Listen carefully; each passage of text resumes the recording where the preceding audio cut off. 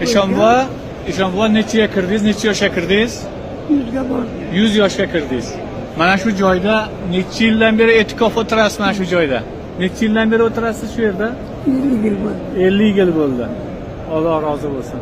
50 yildan beri shu Payg'ambar sollallohu alayhi vasallamni mehmonlarini qo'llariga atir surtib duo berib o'tirasiz inshaalloh. Men vakitlarga ham bo'lsa bir ming so'm berganman. O sırada ben hocayla 5'te 10'ta 20'ta puanı topladı. Hocayla koyardı. Lekin bırak yamlaydı. Ondan sonra bu.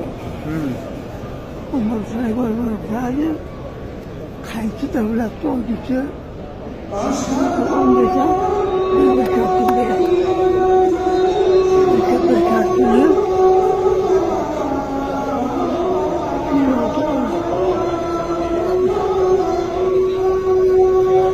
Allah razı olsun. yine Özbekistan böyle kadri bu. Nihoyatda. İmam Buxoriy